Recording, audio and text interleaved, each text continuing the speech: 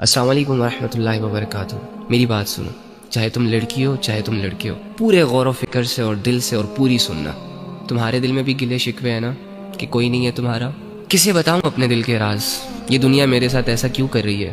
یہ لوگ میرے ساتھ ایسا کیوں کر رہے ہیں؟ اور میں خود بھی کچھ کر کیوں نہیں پا رہا؟ آخر میں ایسا کیوں؟ جب انسان دنیا کی زندگی کو ہی سب کچھ سمجھ لیتا ہے نا، تو واللہ ہی وہ اس سٹیج پر چلا جاتا ہے کہ دنیا کی زندگی اسے سمجھ نہیں آتی۔ اینی ہاؤ، تو ایک کام کر، آج رات جب سب سو جائے نا تو چھپکے سے اٹھنا، کسی کو کانوں کان خبر نہیں ہونی چاہیے، اور سب سے الگ تھلگ ہو کر جا نماز پکڑ، بچھا اور اس پر کھڑا ہو جا، ہاتھ باندھ، آنکھیں بند کر، امیجن کر کہ تیرا رب تیرے سامنے کھڑا ہے، وہ رب جس کا تو بندہ ہے، اور اسے اپنا سب کچھ مان، اور یہ تصور کر کہ آج میں اپنے رب کو اپنی حالت دکھانے آیا ہوں، آج میں اپنے رب سے اس دنیا کی شکایتیں کرنے آیا ہوں، آج میں اپنے رب سے دل کے راز بیان کرنے آیا ہوں۔ 2 رکعت نفل نماز پڑھ، اور نماز پڑھنے کے بعد جھولی پھیلا دے، ہاتھ اٹھا دے، بچھا دے خود کو، اور دل کی گہرائیوں سے پکار اپنے اس رب کو جو تیرے دل کے حال کو جانتا ہے، جو تب بھی تیرے ساتھ تھا جب دنیا تیرے ساتھ نہیں تھی، جو تب بھی تیرے ساتھ تھا جب دنیا تجھے جانتی نہیں تھی، اور جو آج بھی تیرے ساتھ ہے۔ وہ اکیلا کافی ہے تجھے سنبھالنے کے لیے۔ اگر تو گر چکا ہے تو وہی تجھے اٹھا سکتا ہے۔ اس یقین، اس امید، اس تصور کے ساتھ اپنا حال دل اپنے رب کو سنا۔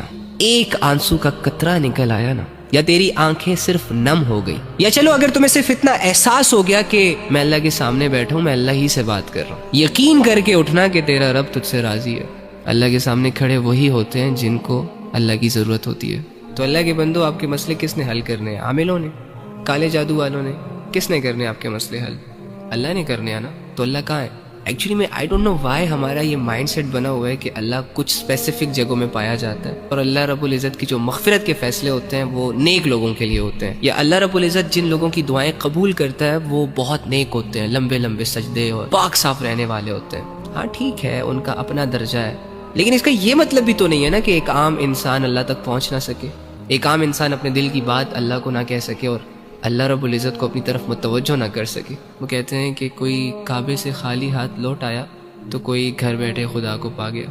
آپ کو نہیں لگتا کہ جو کمزور ہوتے ہیں، جو عام لوگ ہوتے ہیں، جو مظلوم اور فقیر قسم کے لوگ ہوتے ہیں، جو خالی ہاتھ ہوتے ہیں، معاشرے کو زیادہ تر ترس انہی لوگوں پر آتا ہے؟ تو اگر آپ اپنے آپ کو یہ مان بیٹھے ہیں کہ ہم گنہگار ہیں، ہم بدکار ہیں، تو دوسری جانب یہ بھی تو یقین کر سکتے ہیں نا کہ اللہ رب العزت آپ کی طرف زیادہ رجحان کرے گا۔